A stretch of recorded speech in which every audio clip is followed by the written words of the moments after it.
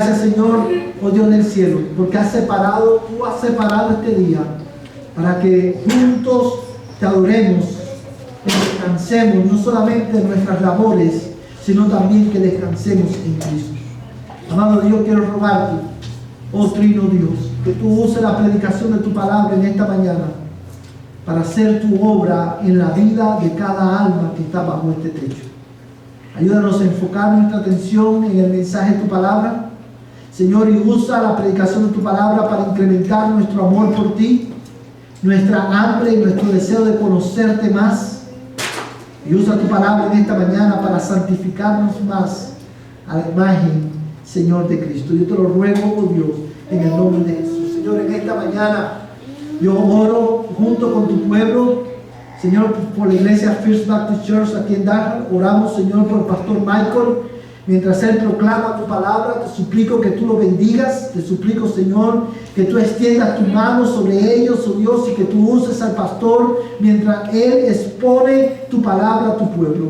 Y concédeles a ellos ver, Señor, el fruto de la predicación, Señor, Padre, para la gloria de tu nombre y el gozo de la iglesia. Señor, y como siempre te rogamos, te suplico que hoy, Señor, Padre, tú le concedas a ellos, los capacites a través de la predicación, para que ellos puedan en esta semana ser la sal y la luz de Dallas, Señor. Yo te lo pido, oh Dios, en el nombre de Jesús. Señor amado, oramos en esta mañana, Señor Jesucristo, por el pastor Raudel, Señor, en Georgia, y por su esposa, Señor, por Laura. Oramos que tú seas con ellos. Oramos que tú uses a Raudel hoy para la gloria de tu nombre, que tú uses tu palabra no solamente para edificar a la iglesia, sino para consolarlos a ellos también y renovar la fe de ellos, proveer para sus necesidades, Señor, y mira especialmente la salud de su esposa. Señor, te ruego que tú extiendas tu mano sobre ellos y sobre ella específicamente, trayendo sanidad y dándole sabiduría a los doctores. En el nombre de Jesús te lo pedimos. Amén y amén. Hermanos, por los últimos domingos hemos estado dedicando nuestro tiempo a examinar con detenimiento, hermano, esta porción de la carta a los Colosenses, la cual, como hemos dicho muchas veces, ofrece una descripción, hermano, majestuosa de la persona y de la obra de Cristo. En esta porción, hermano, de la carta a los Colosenses, que comienza desde el versículo 13, nosotros encontramos las razones por las cuales Cristo debe ser adorado, atesorado y proclamado por la iglesia. Pero también, hermano, aquí encontramos las razones por las cuales Cristo debe ser adorado y atesorado en toda la creación. Expresiones como la supremacía de Cristo, la exclusividad de Cristo, el carácter indispensable de Cristo, son expresiones que han resonado en nuestros oídos a lo largo de esta semana, recordándonos, hermanos, que cada una de ellas busca no solamente resaltar aspectos diferentes de la persona de Cristo, sino también que cada una de estas expresiones que hemos sacado de estos versículos tienen como propósito, hermano, cautivar nuestras almas con una mayor pasión por la persona de Cristo. Amados hermanos, Colosenses capítulo 1, verso 13 al 20, es un pasaje que cada creyente debe de memorizar, debe repetírselo una y otra vez. Yo creo firmemente que las verdades que encontramos en este pasaje son verdades fundacionales, verdades que acerca de Cristo, que constituyen el combustible de nuestra pasión por Él, hermano, y de nuestra obediencia a Él.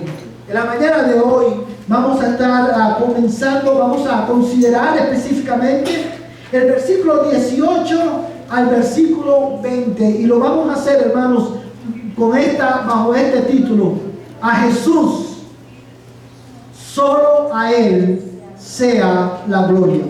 A Jesús, solo a Él sea la gloria. Y la razón por la cual he titulado el mensaje en esta mañana de esta manera es porque es precisamente el propósito, hermano, de esta porción de la carta a los Colosenses. Es esta la respuesta, hermano, que esta enseñanza debe de producir en nosotros un mayor deseo de darle a Cristo toda la gloria de nuestro corazón, a darle a Cristo toda la gloria, toda la exaltación de nuestras almas. Y esta, hermano, es la idea central que yo quiero demostrar en esta mañana. Y es la razón por la cual solamente Cristo es digno de recibir la gloria. Y esta es la idea central, hermano. Solo Jesús es digno. Por medio de la cruz restauró el reino y nos llevó a la gloria. Esa, hermano, es la idea principal que quiero estar demostrando en esta mañana. Solo Jesús es digno. ¿Digno de qué? De recibir tu gloria, de que tú vivas para Él. Amados hermanos, y la razón por la cual este mensaje es tan importante es porque nosotros vivimos un tiempo, hermanos, en que hay muchos ídolos, dioses falsos que compiten por ganar o atraer nuestra gloria. Vivimos en un tiempo, hermanos, en que las glorias temporales de este mundo, los ídolos de este mundo pueden seducirnos con mucha facilidad. Podemos ser seducidos con mucha facilidad para darle la gloria de nuestra vida a alguien más o algo más que no sea Cristo. Pero Pablo, inspirado por el Espíritu Santo, nos confronta con esta verdad. Iglesia, solamente Cristo es digno de que tú vivas para su gloria. Solamente Cristo es digno de que tú le des la gloria que Él merece, de que tú proclames la gloria que Él merece, porque por medio de la cruz Él restauró el reino de Dios y nos lleva a la gloria. Y esa es la verdad por la que quiero estar demostrando en esta mañana. Hermanos, ¿por qué solamente Jesús es digno de recibir la gloria? Bueno, en primer lugar, solamente Jesús es digno de recibir la gloria, amados hermanos, por la primacía de su autoridad. Por la primacía de su autoridad. Y quiero llamar la atención de ustedes el versículo, hermano, 18 nuevamente. Dice la palabra de Dios: Él es también la cabeza del cuerpo, que es la iglesia, y Él es el principio, el primogénito de entre los muertos, a fin de que Él tenga en todo la primacía.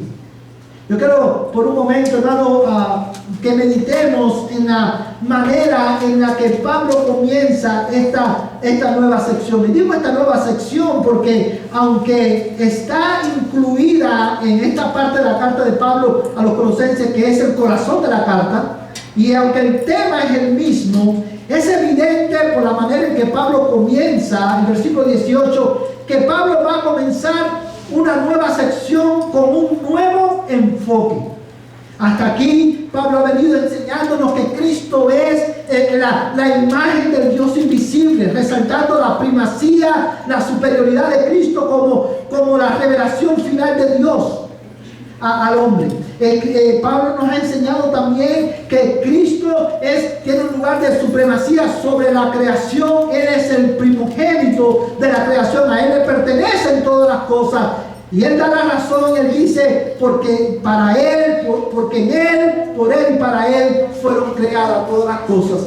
Y en el versículo 18, Pablo cambia el enfoque.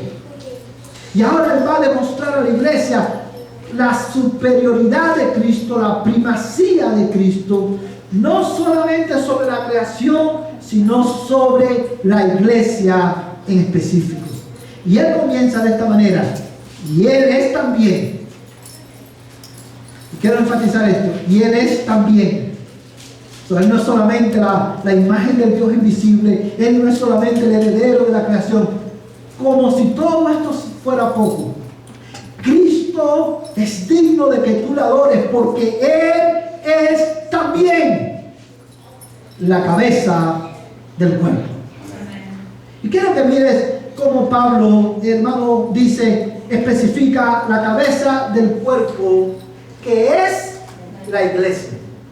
La razón por la cual esto es importante es porque, amados hermanos, en esta declaración nosotros vamos a encontrar verdades acerca de Cristo, pero no solamente acerca de Cristo, sino también de las implicaciones de esta verdad acerca de Cristo. ¿Qué significa, hermano? ¿Qué quiso decir Pablo cuando él dice que Cristo es la cabeza de la iglesia o del cuerpo? Amados hermanos, y es aquí donde nosotros debemos prestar atención, porque déjame decirte algo, mi amada iglesia y amigo que estás aquí en esta mañana. No hay una sola área de tu vida que no sea afectada de una manera positiva o negativa por esta verdad. Esta verdad, Cristo es la cabeza del cuerpo, es relevante tanto para creyentes como para incrédulos. Tanto para el verdadero discípulo de Cristo como para el religioso que viene cada domingo a la iglesia. Amados hermanos, ¿qué significa? Cuando Pablo, inspirado por el Espíritu de Cristo, dice que Él es la cabeza del cuerpo, Él está llevándonos a considerar esta verdad. Cristo es el que tiene la autoridad suprema y final sobre la iglesia y en la iglesia. No hay otra autoridad más alta. De la misma manera que Cristo ejerce, aleluya, toda autoridad sobre la creación, porque Él es el creador, de esa misma manera Él ejerce autoridad suprema sobre toda la iglesia, en la iglesia. Amados hermanos, y este es el significado más elemental de esta declaración. Y nosotros sabemos que eso es lo que Cristo está queriendo comunicar aquí. Por la manera en que la Biblia usa la imagen visual de la cabeza. Ser la cabeza en la Biblia implica ser la máxima autoridad en la sociedad, en un reino, en una familia. Ser la cabeza implica, amados hermanos, es una imagen visual de autoridad. Y la idea es, hermano, es esta. Pablo está usando esta analogía entre la cabeza y el cuerpo. De la misma manera que un cuerpo tiene diferentes órganos, de esa misma manera, hermano, ningún órgano funciona de manera independiente o por iniciativa propia. Todos los órganos del cuerpo funcionan, hermano, en correspondencia a la orden que el cerebro manda a esos órganos. Es por eso, por ejemplo, que cuando usted ve que una persona que tiene 80, 90 años y es diagnosticada con demencia o Alzheimer, esa persona llega el momento, la razón por la cual, y yo sé que ustedes lo saben, pero lo voy a decir de esta manera, la razón por la cual el Alzheimer es una enfermedad terminal es porque llega el momento que la persona olvida cómo comer y deja de comer, deja de beber, y la persona no solamente empieza a olvidar recuerdos, sino que empieza a olvidar funciones, hermanos, que son vitales para el cuerpo. Y es por eso que la persona eventualmente muere.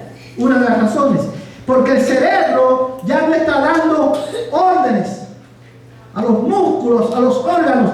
Y los órganos empiezan a dejar de funcionar y la persona deja de comer. Porque ningún órgano funciona de una manera independiente al cerebro de la persona. De la misma manera, Pablo está usando esta imagen para comunicar que en el cuerpo que es la iglesia no hay nada ni nadie que tenga mayor autoridad, solamente Cristo.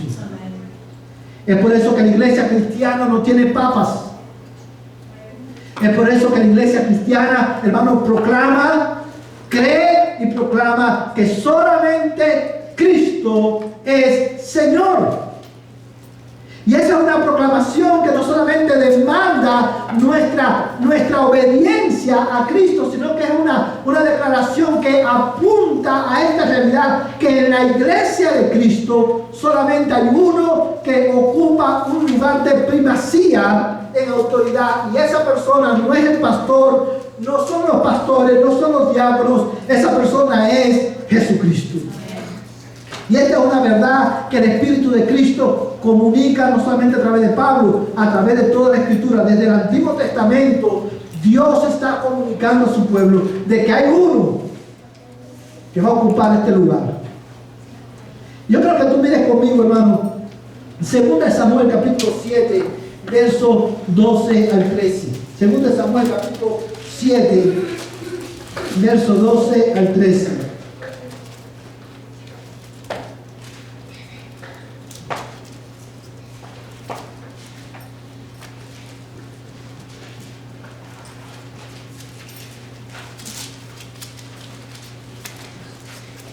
Amén.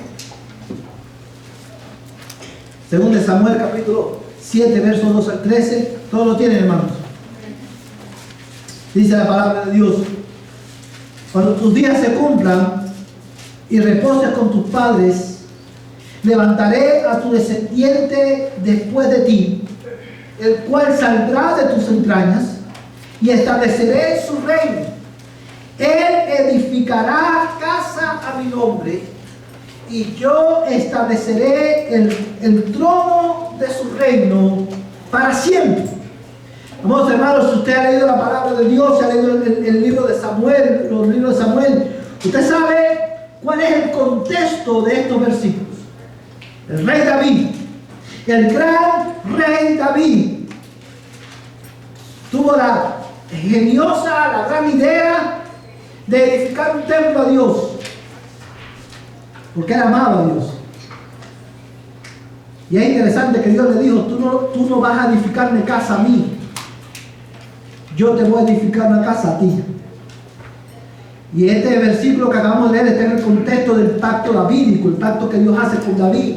Y dentro de este pacto Dios le hace una promesa a David. Dice: cuando tus días se cumplan y reposes con tus padres, yo levantaré a tu descendiente después de ti. Para los que no están familiarizados con la historia bíblica y con la historia de la redención, esta promesa se cumplió y tuvo un cumplimiento inmediato. Y ese cumplimiento inmediato fue Salomón, porque él fue quien construyó el templo de este lado de la eternidad. Pero esta promesa y este pacto tenía un cumplimiento futuro. Este pacto tenía y esta promesa tenía un cumplimiento en la persona de Jesucristo. Él es el descendiente de David, que reinaría sobre el pueblo de Dios para siempre. Porque Él es el único que tiene autoridad suprema. David como rey apuntaba a un rey mejor.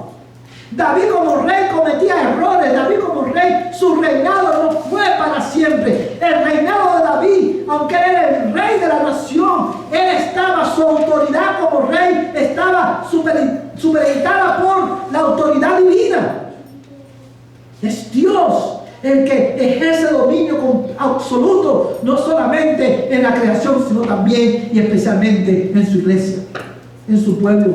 Pero también en la medida que la revelación bíblica va avanzando, vemos, hermano, el Salmo 2, que dice: mi hijo eres tú, yo te he engendrado hoy, pídeme y te daré por herencia a las naciones. Hablando, hermano, apuntando una vez más a Cristo como aquel que tiene autoridad suprema en todas las cosas. Él es la cabeza del cuerpo. Él es la máxima autoridad. Ahora, cuando nosotros escuchamos esto, hermano, evidentemente, yo quiero que tú notes cuál es el propósito por el cual el Espíritu Santo señala esto acerca de Cristo. Y en el verso 18 de Colosenses capítulo 1, vamos a regresar a Colosenses capítulo 1, verso 18, dice, hermano, Él es también la cabeza del cuerpo, que es la iglesia, y Él es el principio, el primogénito de entre los muertos, a fin, o sea, esa palabra a fin habla de propósito, a fin de que Él tenga en todo primacía, de que en todo Él sea el primero y el último. No hay nada por encima de Él. Ahora, esta es una verdad que no es simplemente un concepto místico o retórico que Pablo está comunicando. Esto no es una verdad que tiene como propósito sencillamente transmitir un conocimiento. O no tiene como propósito ser la base de un eslogan o de un lema que nosotros como iglesia podamos hacer. Esta verdad tiene implicaciones en nuestra vida y hay maneras específicas en las cuales Cristo es la máxima autoridad sobre la iglesia. Y déjame decirte algo, hermano, esta es una verdad que será consumada finalmente de una manera gloriosa cuando Cristo venga de nuevo. Pero esta es una verdad, hermano, que Cristo ahora es la máxima autoridad en su iglesia. Y cuando habla de la iglesia, no está hablando específicamente de la iglesia de los Colosenses, está hablando de la iglesia universal. Él es la máxima autoridad. Y Cristo hoy, y aquí en Dallas, Texas, en el 2025 y en todas partes del mundo, Él sigue siendo la máxima autoridad en la iglesia, en el cuerpo que es su iglesia. Pero la pregunta que debemos hacer entonces es, ¿cómo Cristo ejerce autoridad hoy en su iglesia? Y esta es una pregunta muy importante. Amados hermanos, porque la Escritura nos da la respuesta. Y la manera en que Cristo ejerce autoridad, hermano, en medio de la iglesia, es, agárrate del asiento, es esta. Es por medio de la predicación y la enseñanza de su palabra en el contexto de la iglesia local. Es por medio del ministerio de la predicación y la enseñanza de la palabra de Dios que nuestro Cristo, el Rey de Reyes, ejerce autoridad suprema en la iglesia. Y yo quiero, hermano, que tú mires esto por cuestión de tiempo. No lo vamos a buscar, pero yo te lo voy a leer.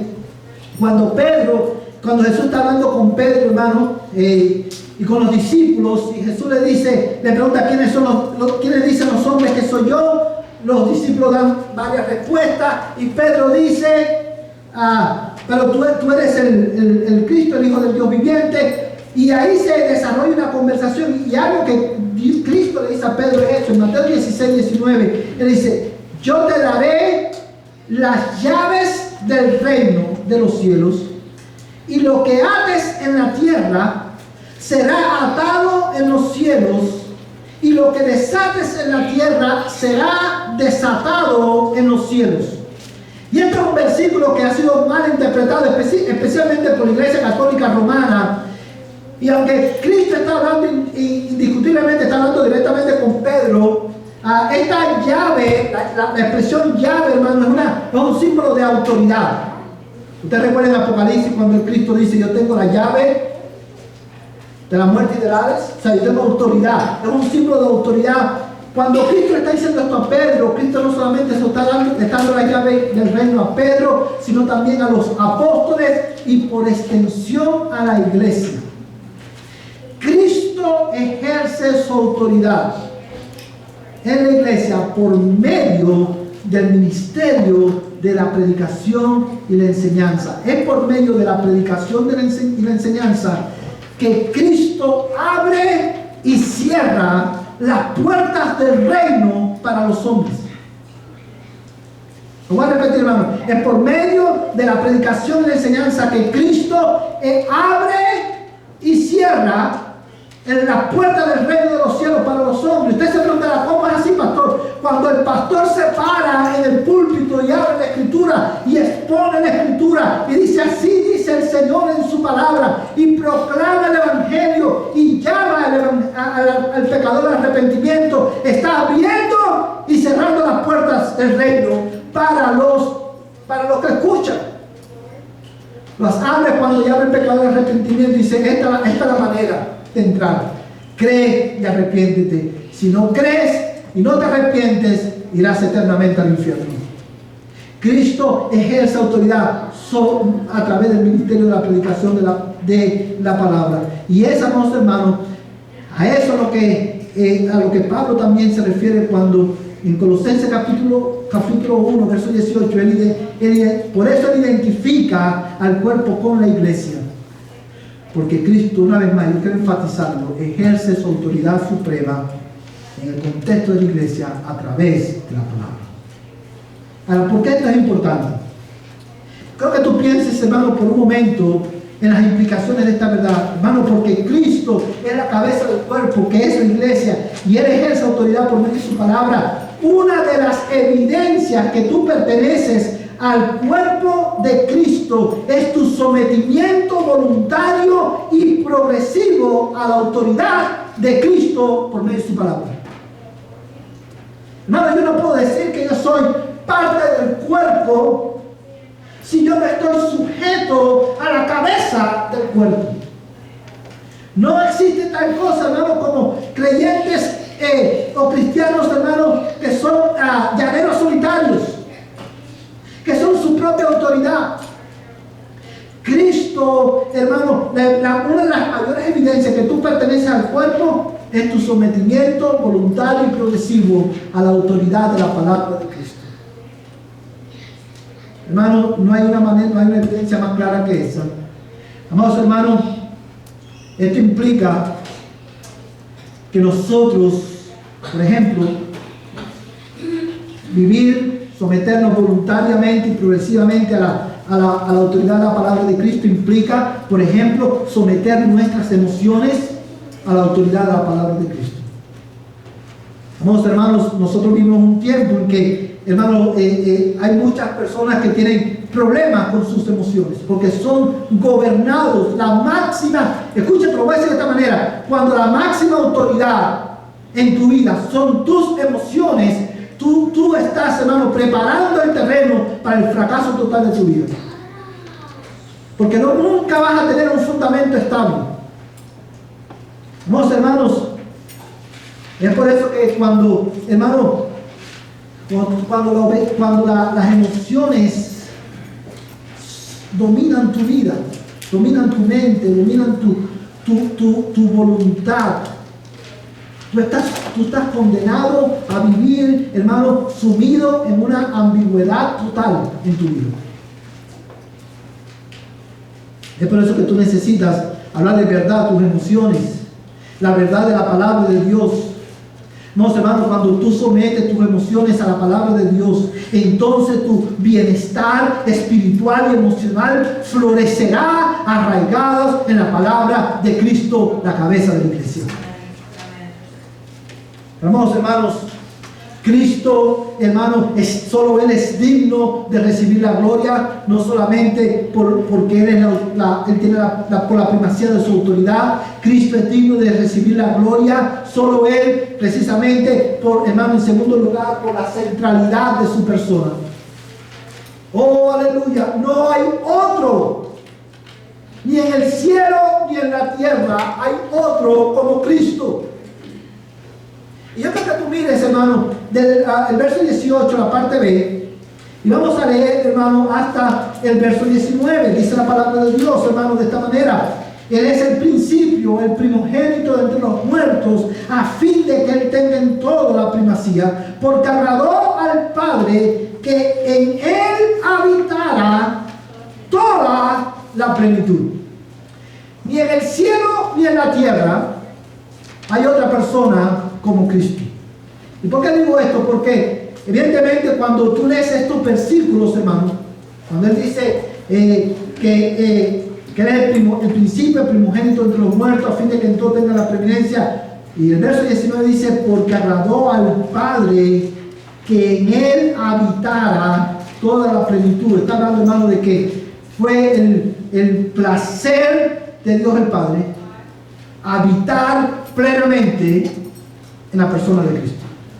Cristo es, como dijimos la semana pasada, o sea, no es que, y quiero decirlo de una manera diferente para que no traiga confusión. Yo no estoy diciendo que el Padre es Cristo, sino que estoy diciendo que al Padre le agradó que su Hijo fuera no solamente humano, sino que Él fuera completamente Dios.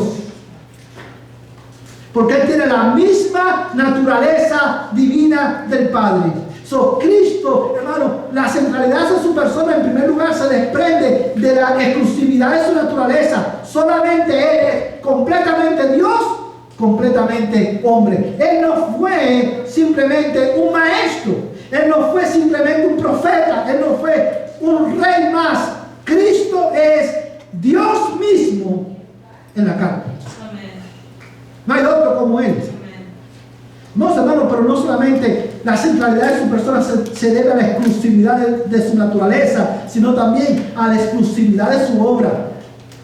Y el verso 18, hermano, dice de esta manera: Él es el principio. Aleluya.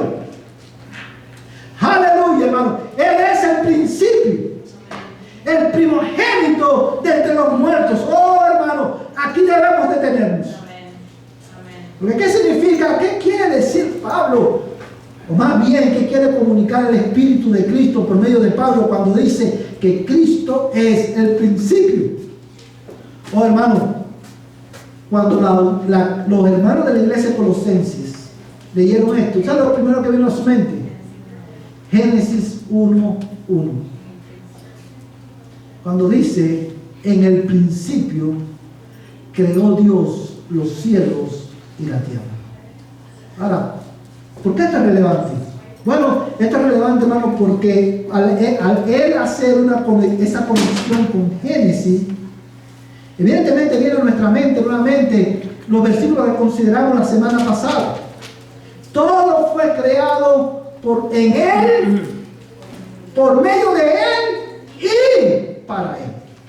Y eso nos lleva una vez más a la creación. Ahora, cuando Pablo le está diciendo a la iglesia que Él es el principio, Él está diciendo: Cristo es el origen, el medio, hermano, eficaz, hermano, por el cual que da origen a una nueva creación. Cristo es indispensable, es solamente destino de recibir nuestra gloria, porque solamente Él da origen, da comienzo a una nueva creación. Y esto es de vital importancia. ¿Saben por qué es importante? Porque la Biblia dice, como leímos hoy providencialmente en Génesis capítulo 1, en el principio creó Dios los cielos y la tierra. Cristo es el origen de la creación, pero Él es el origen también de la nueva creación. Y usted se preguntará: ¿por qué necesitamos una nueva creación? Bueno, hermano, necesitamos una nueva creación porque, como usted leyó hoy, cada vez que una de las cosas que se repite, y a mí me encanta enfatizar esto del capítulo 1 de Génesis, cada vez que dice, hay una expresión que se repite, y es esta: y vio Dios que era bueno. Y vio Dios que era bueno. Pero, amados hermanos, cuando nosotros leemos las palabras de Dios, nosotros aprendemos que, aunque todo era bueno, llegó Génesis capítulo 3, que nos dice, nos narra, hermano, el momento más desafortunado de la historia de la humanidad. Y Génesis capítulo 3, verso 17, yo te lo voy a leer, dice de esta manera: entonces, después que Adán y Eva pecaron, Dios le dice a Adán, entonces dijo a Adán: por cuanto has escuchado la voz de tu mujer y has comido del árbol del cual te ordené, diciendo, no comerás de él, maldita será la tierra por tu causa, con trabajo comerás de ella todos los días de tu vida. Y este es un pasaje que usted ha leído mucho, hermano, y quizás lo puede repetir hasta de memoria, pero yo creo que a la luz de Colosenses capítulo 1, tú piensas en la profundidad del mensaje de ese versículo solamente. Dios creó todas las cosas por medio de Cristo, para la gloria de Cristo. En consecuencia, todo tenía que ser bueno en gran manera. ¿Sí? Pero Adán y Eva pecaron. Y cuando Adán y Eva pecaron, no solamente entró la muerte y el pecado del mundo, sino que el pecado de Adán y Eva, hermano, causó que toda la creación fuera sujeta a maldición. Y eso, hermano, es terrible.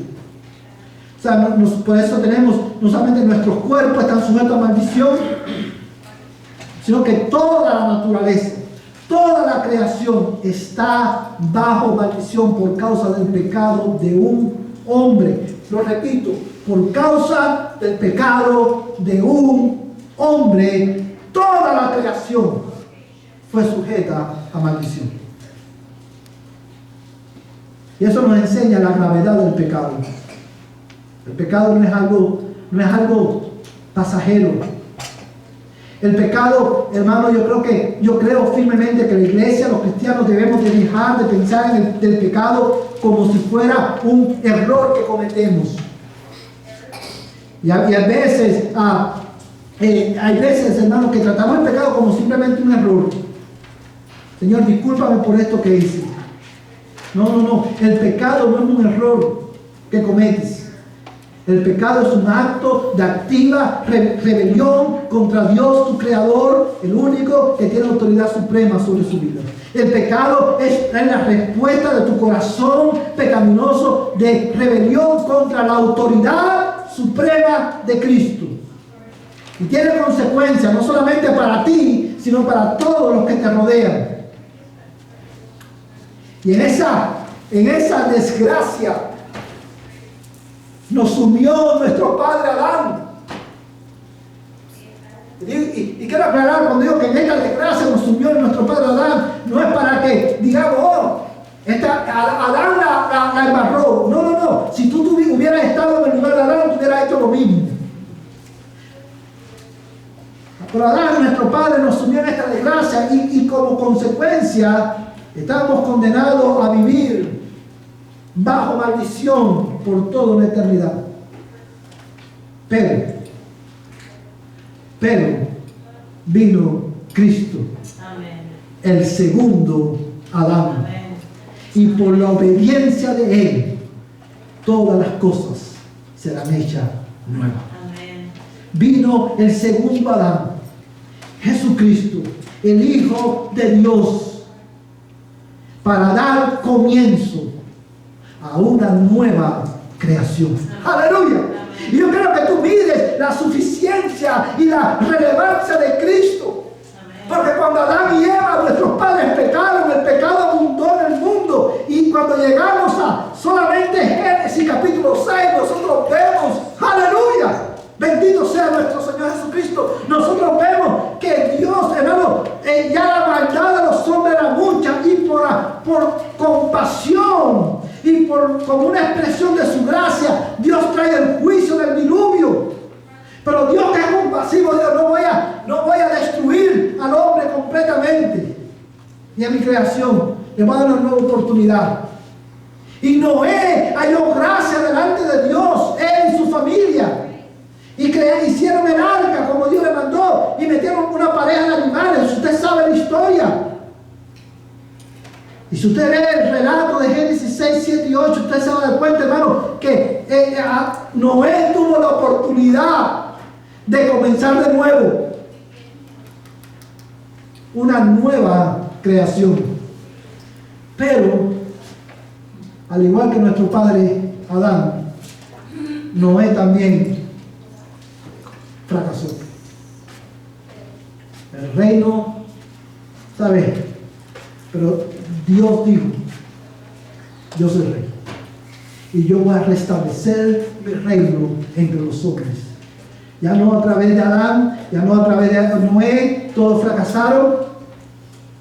A través de Cristo, el segundo Adán, Él da comienzo a esta nueva creación, hermano. Y esto es enfatizado en el hecho de que el texto dice: el primogénito de entre los muertos. Oh, hermano, y esta es una expresión tan importante, porque si usted lee la Biblia, usted va a darse cuenta que Cristo no fue el primero que murió. Y Cristo, amados hermanos, no fue tampoco el primero que resucitó. Porque usted va a ver la historia. Lázaro, por ejemplo, resucitó primero que Cristo, y fue resucitado por Cristo. Y la expresión el primogénito de entre los muertos, hermano, es una expresión que hace referencia específicamente a la resurrección de Cristo. Ahora, ¿en qué sentido Cristo es el primogénito entre los muertos? En que Él es el primero que murió y resucitó para no volver a morir jamás.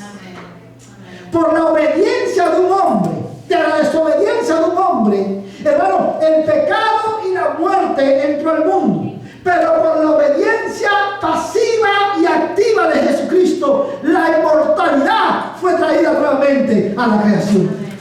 Él es el primogénito entre los muertos, porque Él vive, nosotros también viviremos eternamente.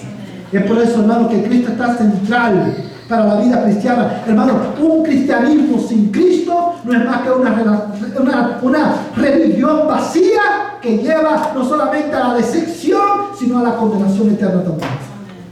Si tú quitas a Cristo, no hay cristianismo, no hay iglesia, no hay nada, porque Él es el principio, el primogénito de toda la creación, de los muertos. Amados hermanos, ahora yo creo que tú consideres esto por un momento. De la misma manera que la creación es el escenario donde Cristo revela abundantemente su poder creativo, la iglesia es el escenario donde Cristo revela de manera abundante su poder redentor. Él es el principio de una nueva creación. Y digo esto, hermano, porque si es cierto que esta nueva creación se consumará cuando Cristo venga, porque el libro de Apocalipsis dice, habla de esta nueva creación, dice, escribe estas cosas porque son ciertas y verdaderas. Dice, he aquí, yo hago nuevas todas las cosas, aunque esta es una verdad que hermano, que se consumará completamente cuando Cristo regrese. Lo cierto es que ahora, aquí y ahora, tú y yo estamos experimentando esta realidad. Porque dice la palabra de Dios que de modo que si alguno está en Cristo, es una nueva creación. Las cosas viejas pasaron, y aquí todas son hechas nuevas. Amados hermanos, de la misma manera que vivir bajo la autoridad de Cristo es evidencia de nuestra, hermanos, pertenencia al cuerpo que es la iglesia. Así también la transformación radical y progresiva de nuestras vidas es la más clara evidencia de nuestro nuevo nacimiento en Cristo. Él es el principio, el primogénito de entre los muertos. Por eso tú y yo tenemos esperanza. Y por último, hermano, Cristo es digno de recibir la gloria, solamente Él, no solamente por la primacía de su autoridad, no solamente, amados hermanos, por la centralidad de su persona, sino que también, amados hermanos, Él es digno de que tú le des toda la gloria de tu vida, hermano, por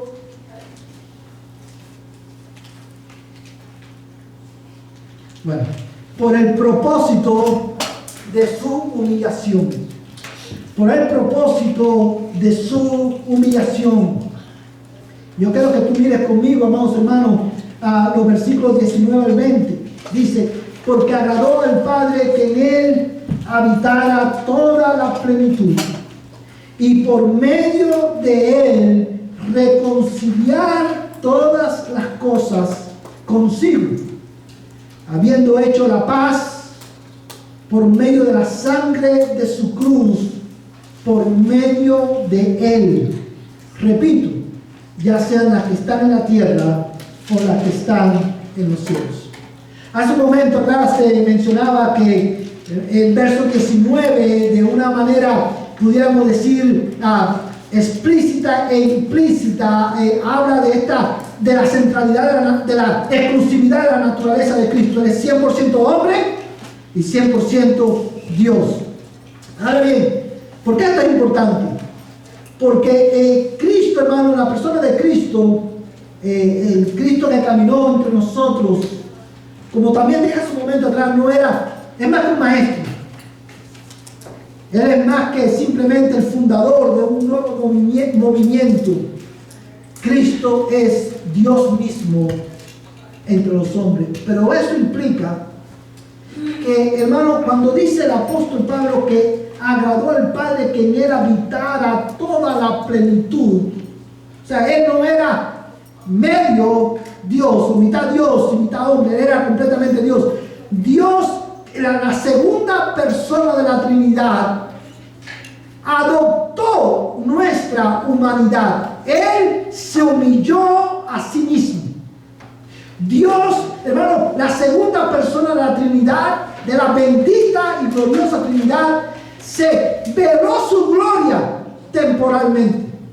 El Creador vino a ser criatura. El Dios que tiene toda la autoridad, se hizo un niño obediente. Amados hermanos, aquel que dice sea la luz y fue la luz. La segunda persona de la Trinidad, quien hizo la luz, ahora vino a ser, se hizo una persona dependiente de otros. El Dios independiente se hizo dependiente de un hombre y una mujer. ¿Con qué propósito? Bueno, antes de resaltar el propósito, yo quiero, hermano, este versículo nos obliga a ir a Filipenses capítulo 2. Yo creo que tú vayas a Filipenses capítulo 2 por un momento. Filipenses está antes de Colosenses, hermano. Filipenses capítulo 2.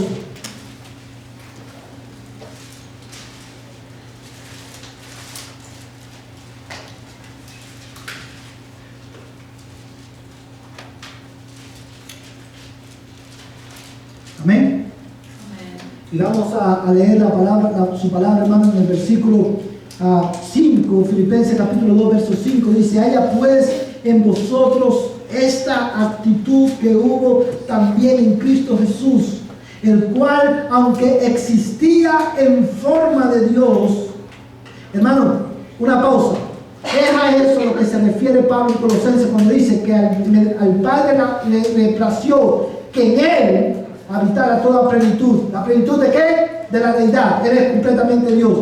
El Padre, aunque existía en forma de Dios, no consideró el ser igual a Dios como algo a que aferrarse, sino que se despojó a sí mismo, tomando forma de siervo, haciéndose semejante a los hombres. Fíjate lo que está diciendo este texto, hermano. Cuando dice sino que se despojó a sí mismo, no está diciendo que Cristo renunció temporalmente a su deidad.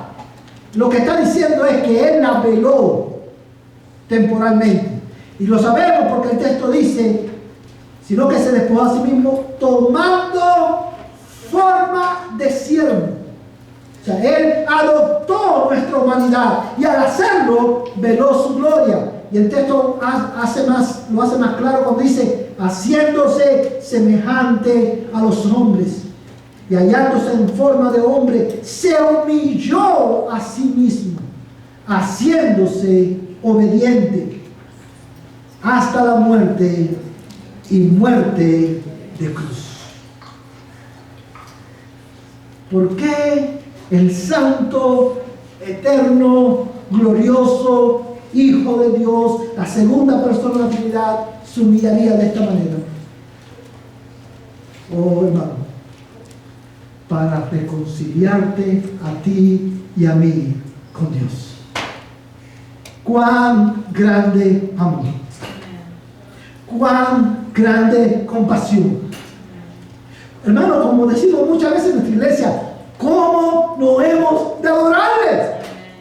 ¿Cómo no hemos de darle toda la gloria a Él? ¿Cómo no debemos atesorarlo? Si la segunda persona de la Trinidad veló su gloria temporalmente, el Hijo, el eterno Dios, la fuente de la vida, se humilló a sí mismo y murió.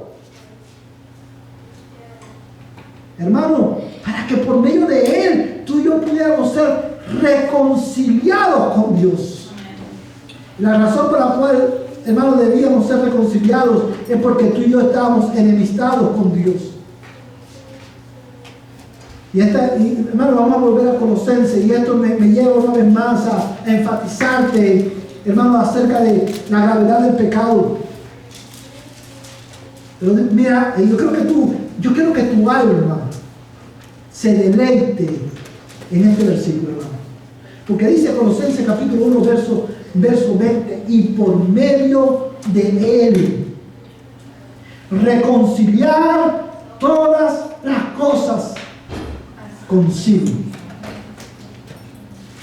Amados hermanos, la redención tiene como fin no solamente tiene como medio a Jesucristo, pero tiene como fin la gloria de Dios. Dice que a fin de reconciliar todas las cosas consigo. ¿Y cómo lo hizo? Habiendo hecho la paz por medio de la sangre de su cruz. Y dice Pablo, por medio de él. Por medio de él, y la razón por la cual, si tú lees esto, hermano, usando los principios de la retórica contemporánea, tú dices, bueno, a lo mejor esto está un poquito repetitivo. Si Pablo, hermano, usara ChatGPT hoy y pone esa expresión ahí, ChatGPT le dice, hay frases que estás repitiendo, está siendo redundante. Pero el Espíritu de Dios no es redundante, ni está hablando sin sentido. Él está enfatizando una verdad, y es esta verdad: Cristo se humilló, el Hijo de Dios se humilló, veló su gloria con el propósito de reconciliar a todas las cosas, incluyendo a ti, con el Dios Trino. Dios nos reconcilió solamente por medio de Él. Y la razón por la cual Pablo enfatiza esto, por medio de él, es porque los colosenses estaban siendo tentados, hermanos, estaban siendo atacados por diferentes herejías de aquellos tiempos, que vamos a ver en el capítulo 2. Y Pablo quiere asegurarse que ellos entiendan que solamente en Cristo y por medio de Él, el hombre tiene eterna redención. Porque en Cristo, hermano, Él hizo, me encanta cómo lo dice, habiendo hecho la paz por medio de la sangre de su cruz. Por medio de Él. Solamente en Cristo hay redención, no hay otro medio. Ahora yo te pregunto, si para que tú fueras reconciliado con Dios y tú pudieras estar en paz con Dios, el Hijo Santo de Dios tenía que morir y tuvo que derramar su cruz, tuvo que humillarse. ¿Qué te hace pensar a ti que tú te puedes salvar por tus propios medios? ¿Qué te hace pensar a ti que venir a la iglesia y sentarte ahí en un banco, en una silla cada domingo, es suficiente para tu salvación? Y ya Dios va a estar satisfecho. No hay nada que tú puedas hacer, mi hermano. No hay nada que puedas hacer, mi amigo, para salvarte a ti mismo. Tus obras están manchadas por tu propio pecado. Y tú que estás cada domingo aquí en la iglesia, pero tú no vives bajo la autoridad de esta cabeza, y no hay evidencia de una nueva creación en ti, oh mi amigo, déjame decirte esto: tú vas camino al infierno. Tú has perdido completamente el punto. Tus ojos todavía están cerrados a la belleza, a la suficiencia y al carácter indispensable de Cristo para tu salvación. Tú no eres suficiente, Cristo es. Amén. Ni muriendo, aleluya, ni muriendo, escúchame bien que te estoy diciendo hoy, ni muriendo 1000 veces, tu muerte es suficiente para satisfacer la demanda de la justicia de Dios. Ni muriendo 1000 veces. Pero la muerte de Cristo, Él murió una sola vez y para siempre. Y su muerte fue suficiente. ¿Sabes por qué? Porque Dios lo hizo al resucitarlo de entre los muertos, el primogénito de los muertos. El primogénito, el primero de aquellos que moriría y resucitaría para no morir nunca jamás. Y porque tu vida y la mía está unida a Él por la fe, tú y yo tenemos esperanza. Pero si tú no vives bajo la cabeza que es Cristo, y tú no eres salvo. Porque, hermano, y quiero ser claro en esto porque hay tanta controversia. Hermano, yo no estoy, ¿sabes?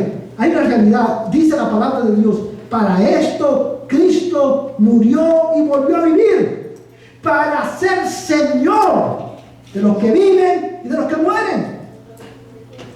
Evidentemente, hermano, yo no estoy diciendo, y la Biblia no dice que tú tienes que, yo tengo que someterme para ser salvo. Yo tengo que, como algunos dicen, yo tengo que aceptar primero a Cristo como Señor para ser salvo. No, no es eso lo que estamos argumentando aquí. Lo que estamos argumentando aquí es esto: cuando Cristo O lo voy a decir de esta manera: cuando el Espíritu de Cristo, por medio de la predicación de su palabra, aleluya, te da un nuevo corazón, cambia tus afectos, te ilumina la mente para que tú puedas ver y te hace libre, libera tu voluntad para que te puedas someter a Él. Hermano, en ese momento, tu vida, tú voluntariamente te vas a someter a Cristo. Él es mi Señor. Él es mi Señor, Él es mi cabeza. Yo ahora voy a vivir para Él. ¿Ve? No es acerca de aceptar a Cristo como Señor primero y Salvador después. De hecho, la Biblia no nos manda ni una ni la otra. La Biblia nos dice, hermano, que nos llama a creer su mensaje y arrepentirnos de nuestro pecado. Cuando el pecador escucha la palabra de Dios y cree y se arrepiente de su pecado, el pecador está sometiéndose a la autoridad de Cristo, la cabeza de la iglesia, el principio, el primogénito entre los muertos. Amén. Y mi pregunta para ti en esta mañana es: ¿tú estás bajo la cabeza? O te lo voy a decir de esta manera: ¿bajo qué cabeza tú estás? ¿Bajo la cabeza federal de Adán, muerto en tus delitos y pecados?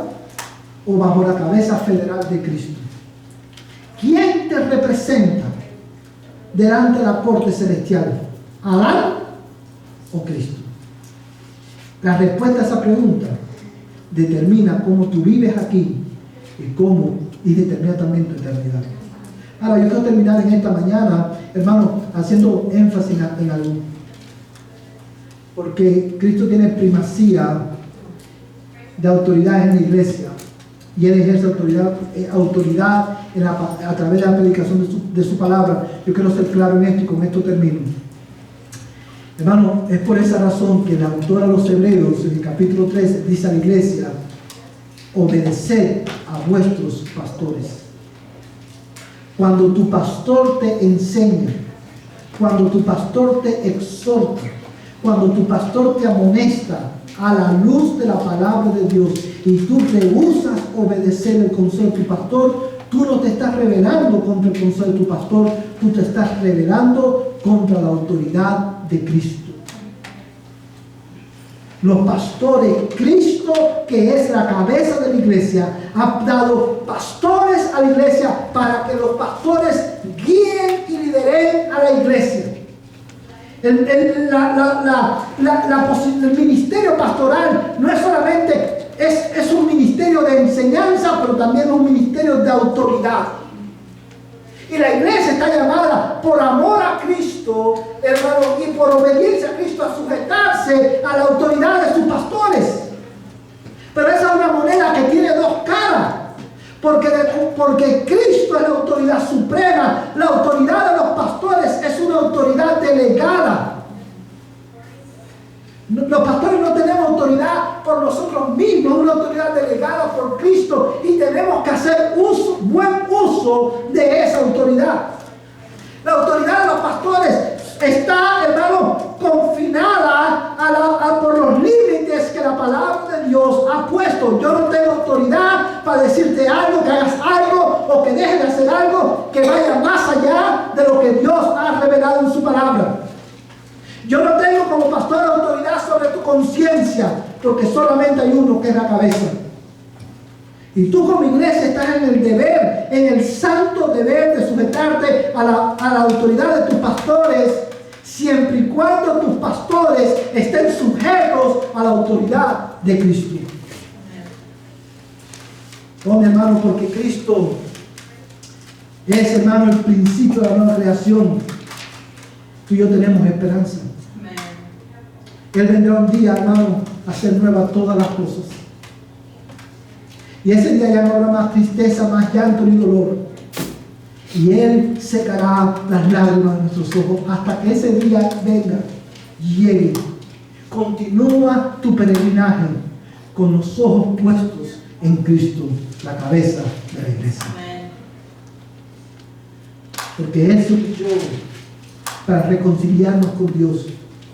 Hermanos, tú y yo debemos también morir a nosotros mismos y humillarnos a nosotros mismos para que Cristo sea glorificado por medio de nosotros.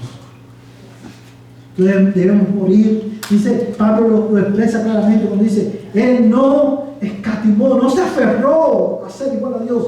¿A qué tú te estás aferrando hoy que te impide vivir para Cristo? A cualquiera que sea eso, o esa cosa, o esa persona a la que tú te estás aferrando, que te impide vivir para la gloria de Cristo. Oh, mi amigo, mi hermano, esa persona no es digna. Solamente hay uno digno, Cristo. Amén.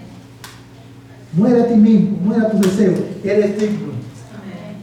Porque Él se humilló para reconciliarte con Dios. Ahora, ¿cómo tú y yo respondemos a esta verdad? Adorando su nombre. Viviendo para Él en esta semana. Viviendo bajo su autoridad. Como ciudadanos no de este mundo, sino ciudadanos de una nueva creación. Como hombres y mujeres que reflejan el carácter de Cristo con la ayuda que Él provee por medio de su palabra. Vamos a ponernos en pie y vamos a cantar al Señor este próximo canto que tenemos en pantalla.